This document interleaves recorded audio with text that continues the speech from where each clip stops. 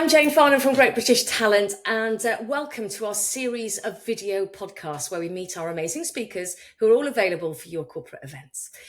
Now, it's essentially an opportunity for you to find out more about our speakers, what they talk about, how they can help you add value to you and your business, and to find out essentially what they talk about. So it is my absolute pleasure today to introduce technology thought leader, Leon Gordon. Leon, thank you so much for joining me today. Absolute pleasure, Jane. Really great to be here with you. So you're an expert in AI and data-driven decision making. So tell us a little bit about your journey from your early career in data analytics, and then obviously you found your company Onyx Data. So talk us through that a little bit and how you came to be doing what you're doing today.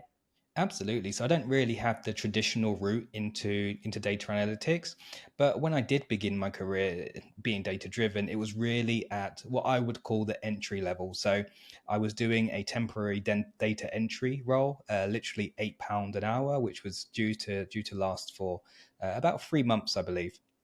What I was able to do is showcase some of my skills and some of my thoughts outside of myself. So, for example, I actually ran a time and motion study on myself regarding how long the data entry would take, and I gave this to my then managers.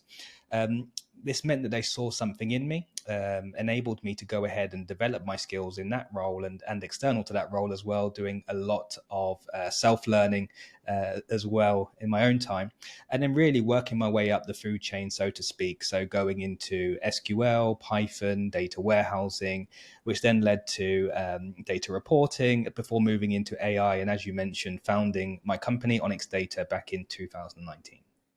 So you've been doing this for about 15 years now, helping companies utilize AI and data to innovate their businesses. What do you see as the biggest challenges that businesses face today when implementing AI? I mean, I am a complete novice in this area. I know very little about it. So talk to me as if I'm a complete beginner.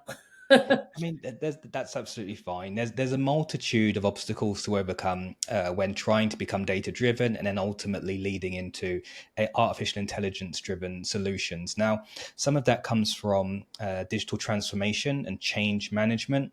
We all know in organizations that there are individuals and sometimes departments that have a certain way of doing things, and overcoming that change and moving into a new era can be really difficult for organizations, especially when you hear some of the media concerns around artificial intelligence and some of the fear mongering that goes into some of these media outlets.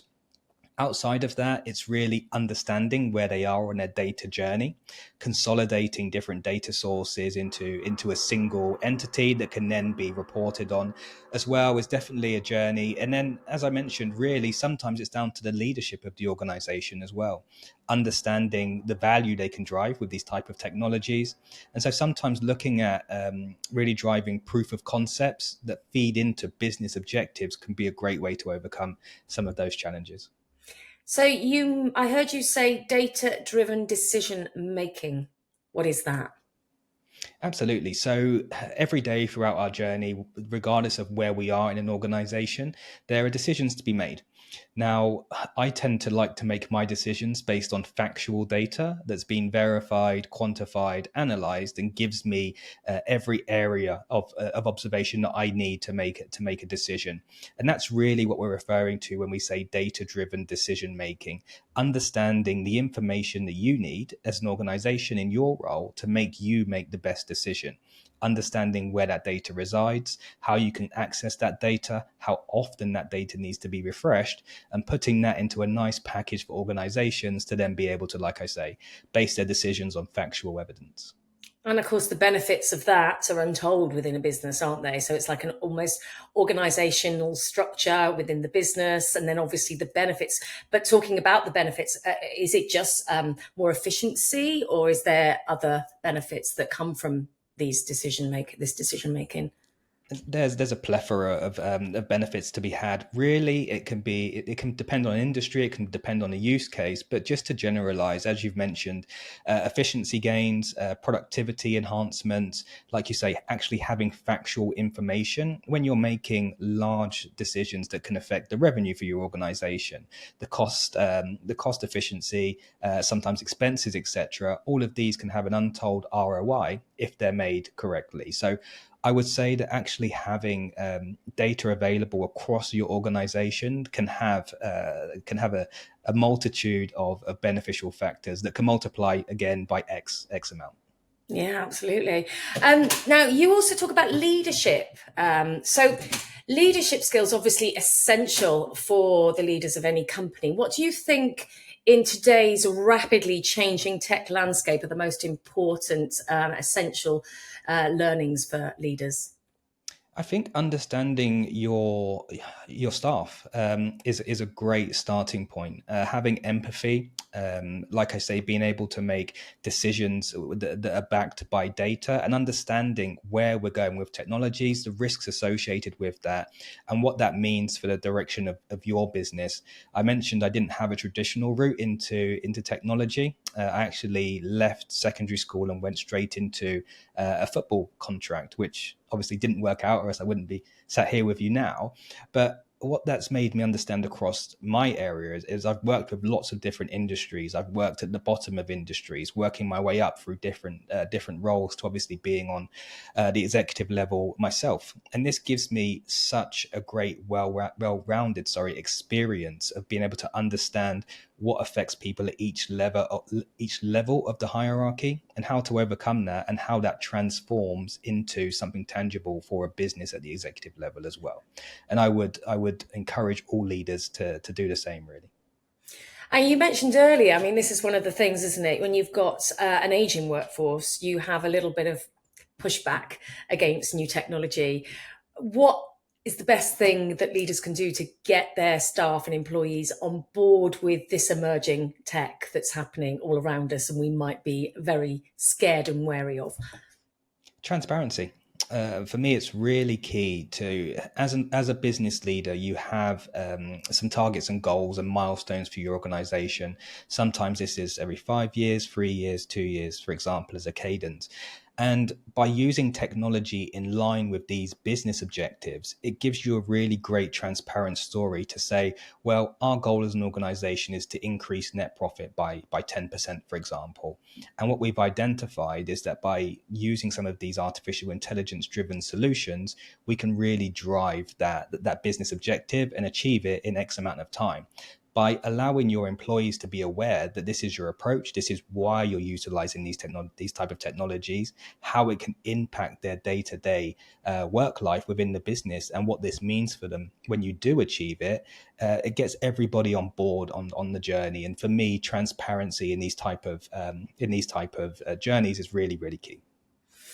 So let's move on then to ethics, because obviously, as AI evolves, there are growing concerns about ethical issues. So, how do you balance AI innovation and ethics in your work, in your day to day work? First and foremost, understanding it. I think it's really key, especially with generative AI in this day and age, that we fundamentally have to understand that there are biases that have been built into these models. We can't take everything that's being returned to us as factual, and we can improve how we prompt and interact with these models to start to get more accurate responses to what we're trying to achieve. So factoring that into the work that we're doing as an organization, but also taking a look at external risks as well, adding a weighting to those, and then presenting it back to an organization so they can become aware of the journey they're going on. How can they achieve what they're looking to achieve, and what are the risks they can expect, and how risk adverse are they to some of these risks? We know that the laws and jurisdictions and governing around artificial intelligence is changing, and it's not the same depending on where you are around the globe. So really, it's key to understand the lay of the land today, what this means for your organization, and what this can look like in a year, 2 years, or 5 years as well. Okay, let's look at some positives of AI, because I know a lot of people do look at the negatives. So in terms of AI and data analytics, what are you most excited about for the next 5, 10 years? I mean, for me, it's really about if I push this to what it means for a business, it really means that you can have virtual co-pilots sitting aside your junior team members that turn those junior team members into a senior or potentially an expert level. And really, that brings so many efficiencies to your organization. It brings development for those individuals as well, and it gives you a good runway of how literally if your whole department can increase. If I had two co-pilots or virtual agents sat next to me now, I now become a team of three. And so from a productivity perspective, as I mentioned earlier, that the return on investment only scales exponentially. Well, that's a big positive for sure. And finally, then, Leon, for those who are listening or who are maybe completely new to AI, they're just beginning their journey, what would be your top piece of advice to get them started? Absolutely, that get started. We live in a day and age where AI has been around for tens of years now. It's only really starting to get kind of the exposure that we as technologists have been aware of because of the wrapper that it's involved in now. And OpenAI and ChatGPT is a fantastic example of this. We know grandparents, children's nieces and nephews that are now interacting with this technology on a daily basis. It's being invested in heavily by the world's leading organizations, and like I say, it's had mass user adoption. So this isn't a technology that's going anywhere. It's firmly here to stay. And so just get involved with it, understand the capabilities, understand the errors, and then, like I say, over time introduce this to your working day, potentially even to areas outside of that. And like I say, it's really about embracing these type of technologies and not being fearful of them. Brilliant. Thank you so much, Leon. I think you've absolutely nailed what you do in terms of, concisely explaining how you can help businesses. And I just wanted to say thank you for your time today. Fantastic. Thank you very much, Jane.